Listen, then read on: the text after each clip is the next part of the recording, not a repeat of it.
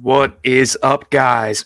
We got a lot of action to break down. We got Bo Nickel booked. We got Eddie Alvarez potentially coming back to the UFC. Guys, we got a whole main card and preliminary to break down. Catch us back after this wonderful intro.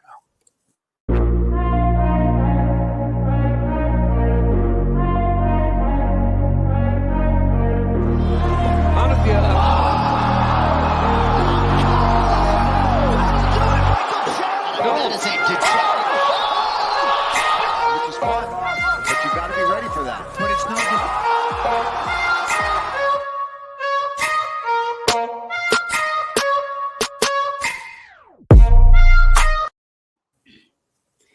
And welcome back to another episode of Fist First. As always, I am your host, Steve, along with my co-host, Slav. How we doing today, Slav?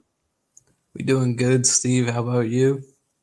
Not too bad, man. It's a little chilly Monday night here.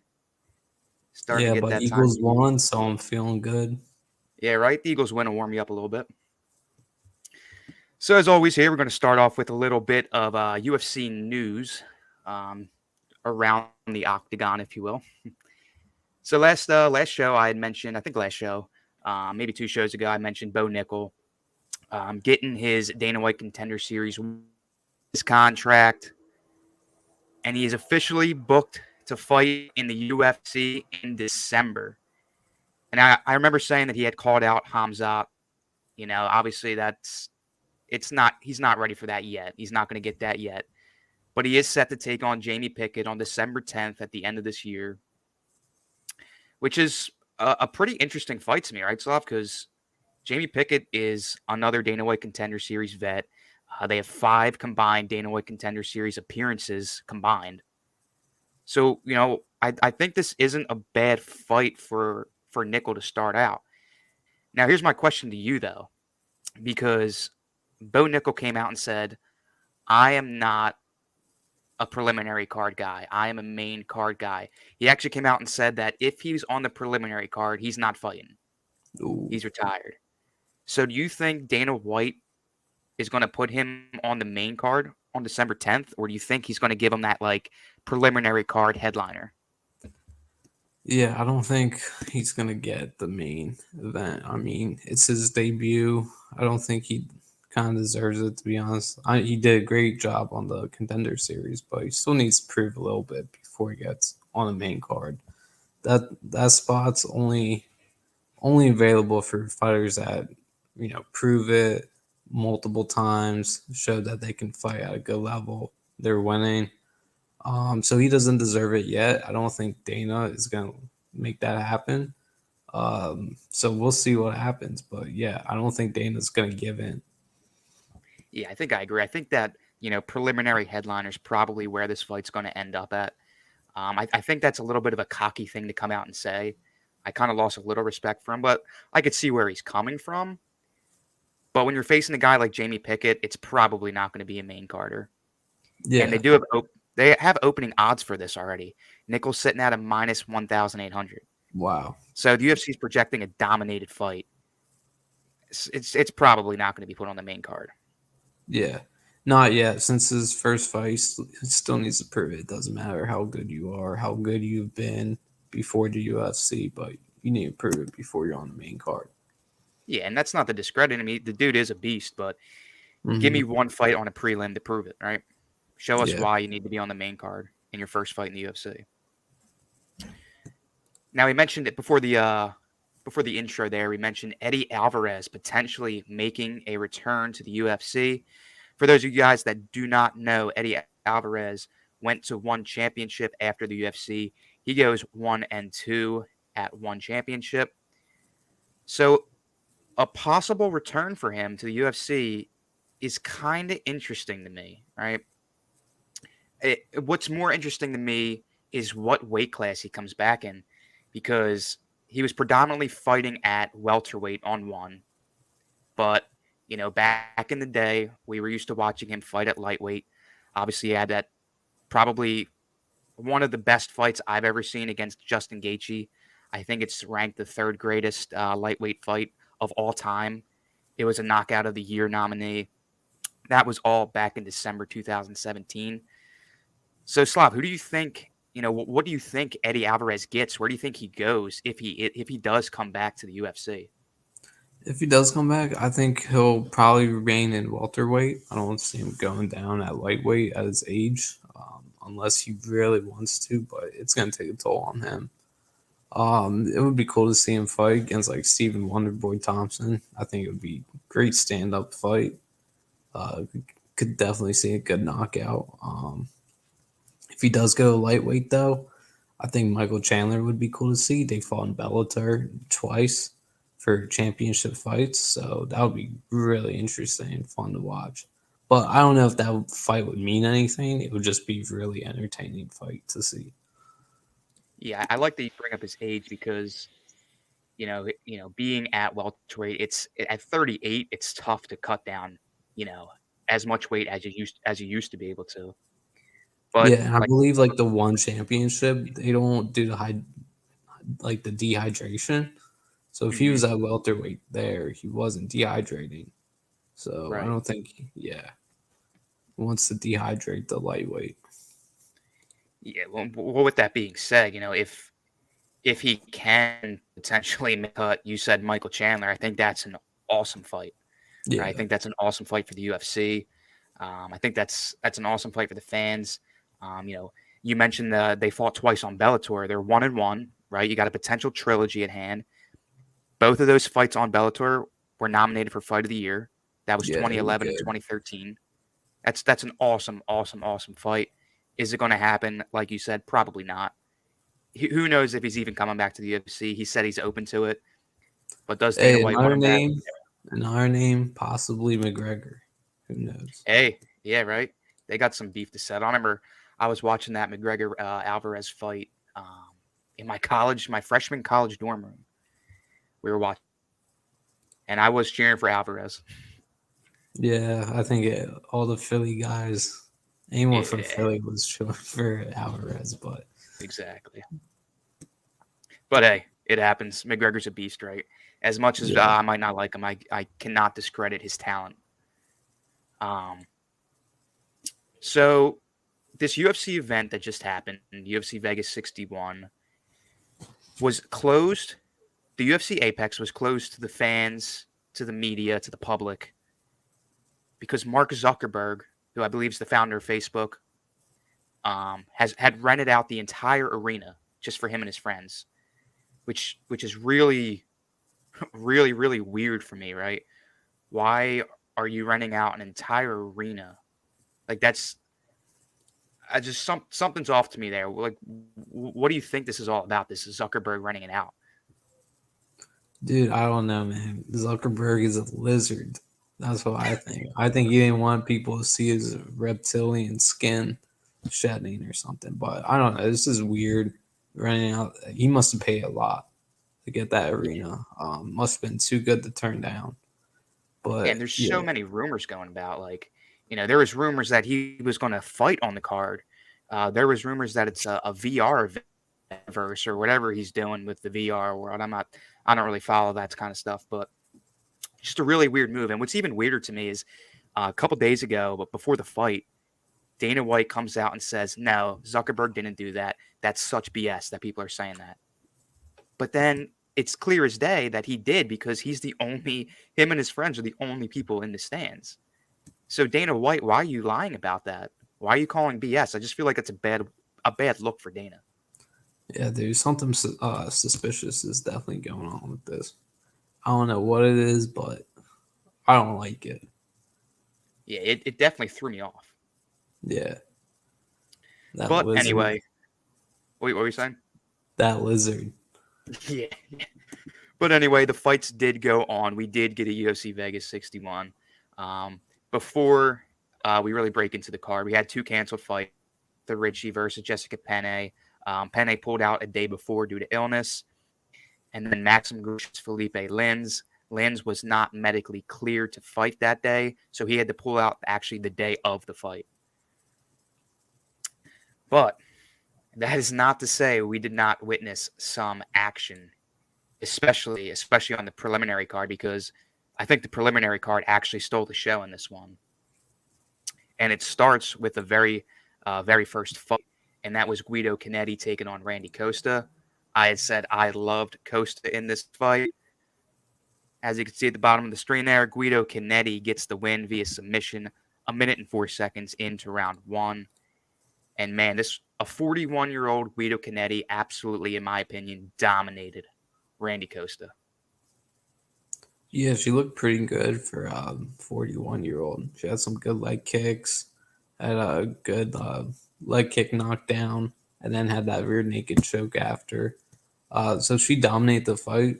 It was pretty good to see that. I'm really impressed by, for her age, how she did.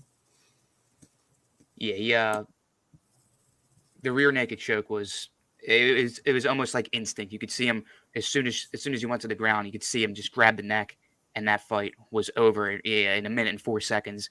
We said about the Chimaev and Holland fight. Once it went to the ground, it was over. It could be 1 minute and 4 seconds. It seemed like 5 seconds. That fight was over before it started.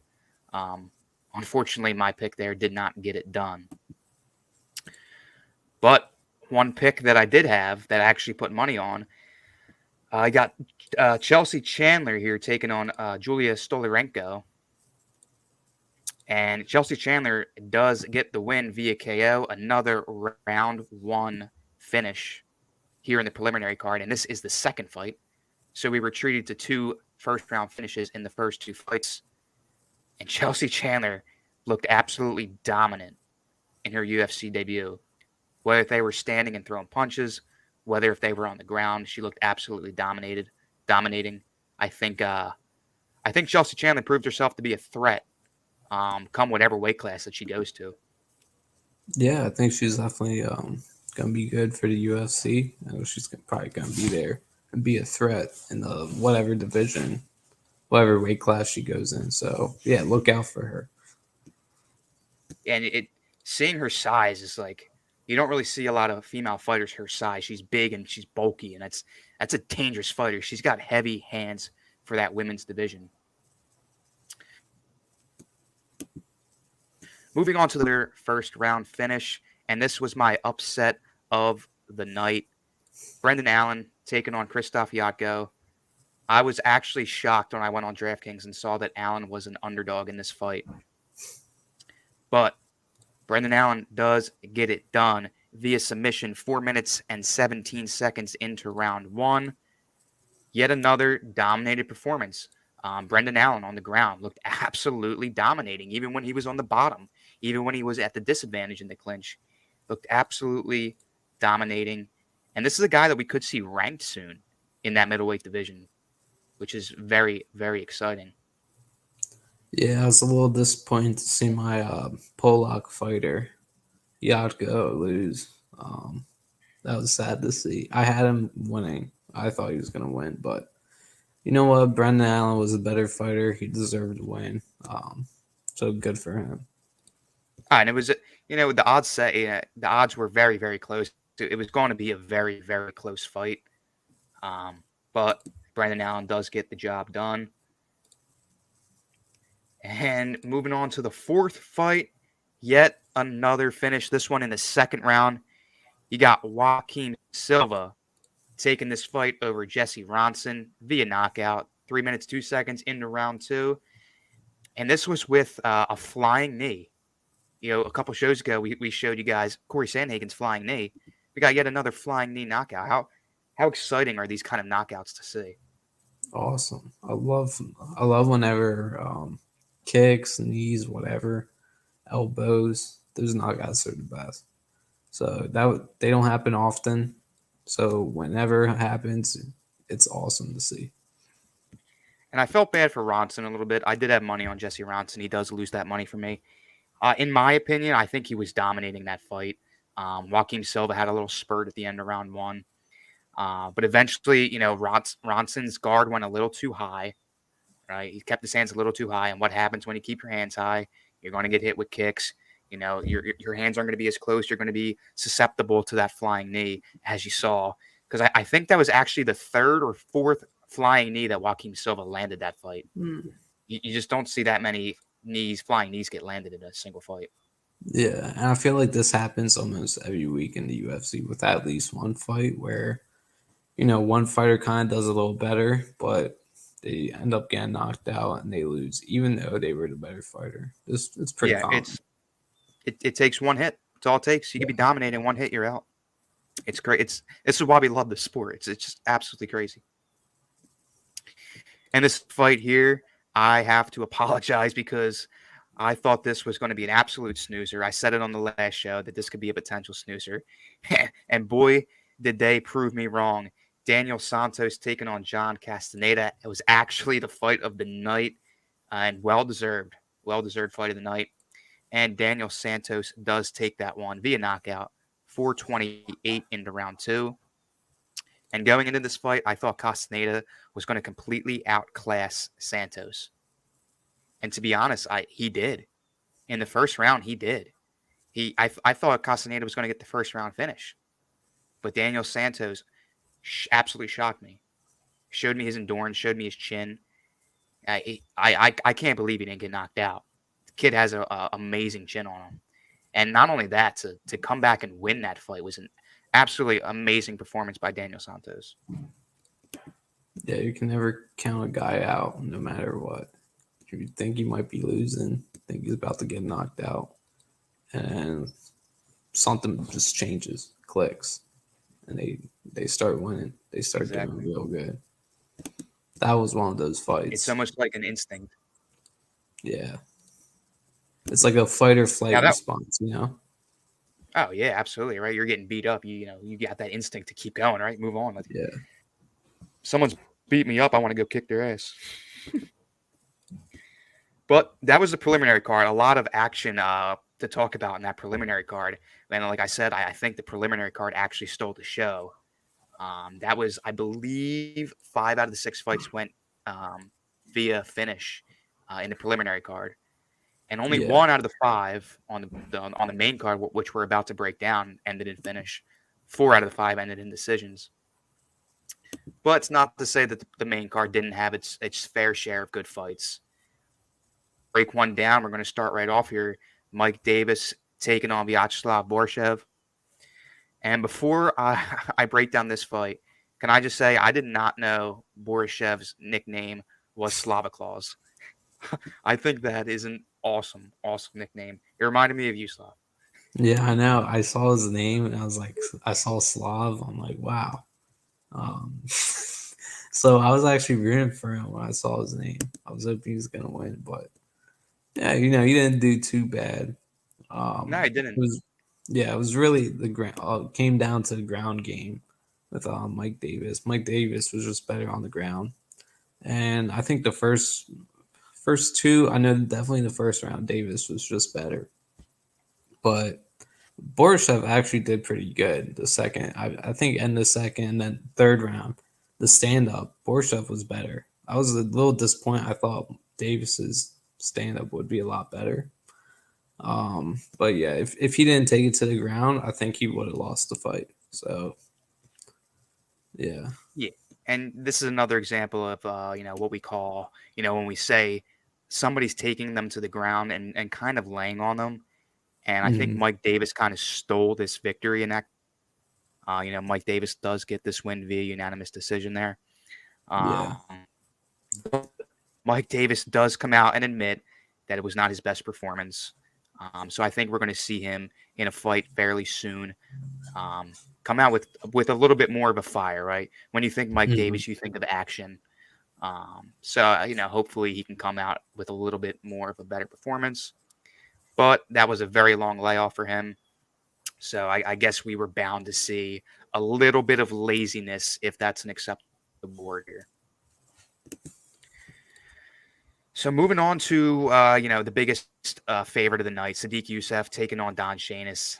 Last show I had said Don Shainis is absolutely a sitting duck here, and lo and behold, Sadiq Youssef gets the finish via submission, 30 seconds into round one. Fight wasn't even Slav. I don't really know what to say about this one. It was just complete dominance. yeah. It was very quick, and as soon as the fight ended, They didn't even replay the finish. They replayed the entire fight. So yeah, it was Yeah, yeah, very quick. yeah. As soon as he got his neck, it was just over. I'm like, wow, that was. I haven't really seen a finish live that quick. So yeah, I was not expecting it to be that fast. I thought it was at least gonna be a minute maybe. But yeah, It's funny that you say that because when they were replaying it, I thought my TV like had rewinded for a second. I was like, "What's going on here?" Because like yeah, it wasn't like a recap. It was literally just the fight and the regular audio of the fight. I was so confused. I thought I like rewinded my TV. yeah. I was like, what's But going on, dude? Is this round two or something? I don't know. Like they just replayed the entire fight.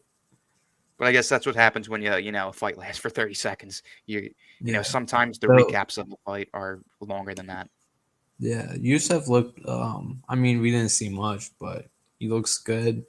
I think we're gonna see him soon because he didn't take any damage at all. So maybe in Oh a yeah. month or two we'll see him. But yeah, And he calls out the Korean Zombie. Maybe we'll see that fight by the end of the year, maybe January. yeah, That's a good fight to look forward to, in my opinion. And the next fight here, Rayoni Barcelos taking on Trevin Jones, another absolutely dominated performance. To be honest, quite a snoozer. And I really don't know how this fight wasn't finished. I'm absolutely this fight went to decision, and that decision goes to Rayoni Barcelos via unanimous. And when I say this fight was dominated, I'm not even exaggerating. I believe Trevin Jones should get removed from the roster because he put on an awful, sad performance, absolute joke of a performance. And this was a 3-round fight that went the distance. Trevin Jones landed 15 total strikes, not significant, total strikes against Rayoni Barcelos' 119. So Trevin Jones gets outstruck by over 100 strikes. yeah. This was kind of embarrassing for him. It's disappointing as a UFC fan to watch this. Like people that are new to the UFC, and if they saw this fight, they'd be like, "Wow, this is it. This is the UFC." So this was embarrassing. I hope he gets out of the UFC. He doesn't deserve a contract. Um, yeah, just really disappointing to see. Yeah, like I said, I think Trevin Jones should get removed from the roster. I totally agree with you there. Yeah, One judge actually scored this fight 30-25. Like that's a dominated fight. That's a sad scorecard. yeah, you don't see that often at all. Like the No. 25 score, and yeah, so you have to be really bad. Yeah, no, very sad performance. But this next fight, we got two guys that put on a very good performance, which I think could have been the fight of the night if it wasn't for the Daniel Santos and got Randy Brown, the young, taking on Francisco Trinaldo, the old. Very close fight, but Randy Brown does take this one via unanimous decision. And let me say something. Francisco Trinaldo, I hope I can move and look that good at 44 because he did not look 44 at all. Yeah, this was the second fight in that card where the older fighter kind of didn't look that bad. Like age didn't matter. So yeah, it doesn't happen often with older fighters, but yeah, he looked good for his age. Kind of impressed. Not He not lost, only that, he but was at a huge disadvantage. yeah, With size, with reach, with age. And yeah. he almost got the job done. That fight probably could have been argued either way. Hmm. Shout out to both of them. Putting on a wonderful performance. Like I said, if it wasn't for the Santos, Randy Brown versus Francisco Trinaldo would have been your fight of the night. So shout out to both those guys. Shout out to Randy Brown for getting the victory. I'm not sure if we'll see Trinaldo back. He's 44. But hey, if he wants to fight again, I would love to watch him again. Insane. And that leads us into the main event, which was very, very sad, very shocking for me. I did not see this one coming. Mackenzie Dern, and excuse me if I butcher this name, but Mackenzie Dern taking on Yan Xiaonan. And I thought Dern had this fight 100%. But Jan does get the win here via majority decision. We're starting to see these majority decisions come up quite often now, which is kind of weird. I don't think I can't think of other times that I've seen it happen this often, this majority decision. Yeah. And again, that's when one judge scores the fight a tie, and the other two score you as the winner. Yeah, these fights are getting closer and closer. Yeah, when you have good elite fighters fighting each other, it's gonna be tough to judge. They're gonna be close fights. And I'll say that this was an all women's main event. This was a really awesome women's main event. But shout out to Uriah Faber. For those of you who don't know, Uriah Faber is a UFC Hall of Famer, and he actually coached Zhao Nanyan for this fight.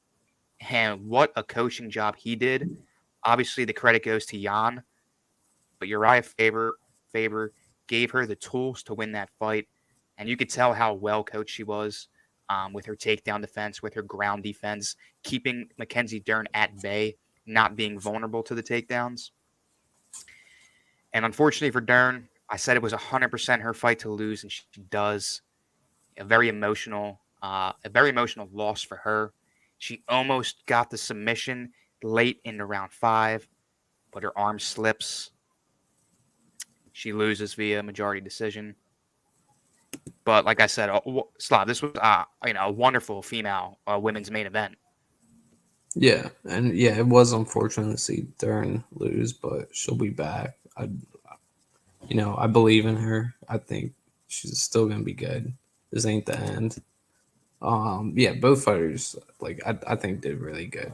But yeah, it was a tough fight, and one has to win. So, but yeah, and both it was a great card. Yeah, great card. UFC preliminary stole the show, but like I said, that's not to say the main event or the main card didn't have good fights. A very enjoyable card to watch. Yeah. Now, so we had talked about Sadiq Youssef finish. He calls out Korean Zombie, but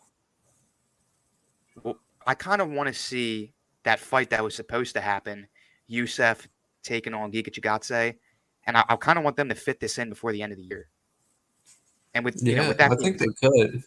I think they could get it in December, maybe, if not January. I think this would be good. And then I don't even know if Korean Zombie wants to come back. I think he's still taking some time. I'm not sure how he is now, but yeah, I would love to see that Chickadees fight as well. Yeah, that would be wherever the UFC goes. I think both those matchups are good be exciting fights to watch. Mm-hmm. And that kind of leads me into this point here.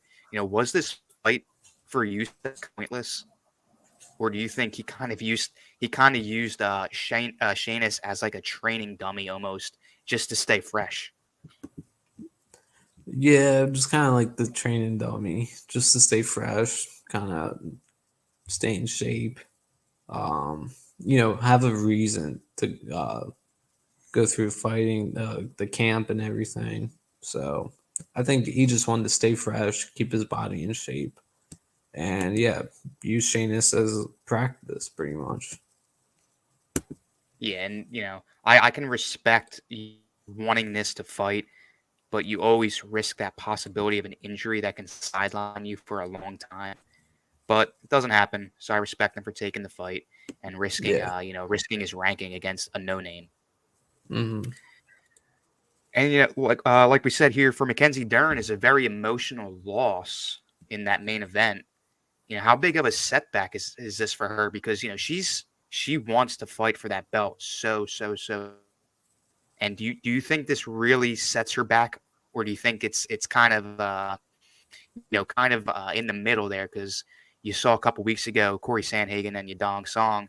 Yadong Song's chances for the belt didn't really alter. He's still he actually moved up in ranking. Yeah. So yeah, I think it's gonna be tough for her at first, but like I said, I think she'll be back. I don't think she's going anywhere. She's still gonna be a threat for the title. It might be interesting to see her fight Nama Nunez. If she beats her, she definitely deserves a title shot after that. Whether it's Jean Esparza or Jan. So yeah, I think she needs to fight a top ranked fighter again. If she gets that win, then she'll be able to fight for a title. Yeah, I love that point because Dern's so used to fighting below her. She needs to fight somebody above her. I think Dern Yeah. Namajunas would be a very exciting fight. A lot of Hmm. people are saying Jan versus Namajunas, but I think when Wei Li Chen wins the belt in November, which she's going to do, she's going to beat Carla Esparza. I think the UFC has to book Jan versus Zhang because that's. Could you imagine if that fight happens in China? That'd be an absolutely huge event, huge event. But time will tell what the UFC wants to do moving forward with their fighters. Obviously, they're gonna give us the best matchups, hopefully. Yeah. But to finish our show out here, we got our very first UFC draft in October. Pulling it up now.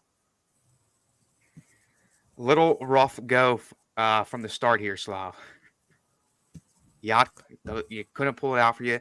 I'll tell you what, Dern by submission. If you didn't pick that, I was gonna pick it, dude. I Yeah. thought that was when you It sent was that to me. I close, thought it was a man. lock. I It thought was that was an close. absolute lock. Yeah, Um, I thought I was at least gonna get that, but yeah, it's whatever. Can't win them and you know all. how close you were to a Davis submission too. Yeah. Davis had him on the ground, had control, but just made no effort forward. Like we said, he kind of just laid on top of him. Hmm. So not a great start, but look, I thought I thought you had a chance to get them all right, like all perfect too. Yeah, it was close, but yeah, it's just the way it is. It's how it works, man. Very odd card, but a very good card to say the least. But close out our show here on Fist First. Thank you guys again for watching. As always, we are streaming on DSM Media's YouTube, Twitter, and Facebook. Don't forget to hit that subscribe, like, or follow button underneath you guys. And catch us Wednesday. We do not have a card to preview because, once again, there is not a fight this upcoming weekend in the UFC, which is very unfortunate. But I think we're going to do a show kind of introducing us to you guys. Who are we fans of? Who do we like? What do we want to see? This way, you guys can get to know us as UFC fans a little bit better. Again, that is on Wednesday night. Do not forget to check us out, guys, and we will see you on Wednesday.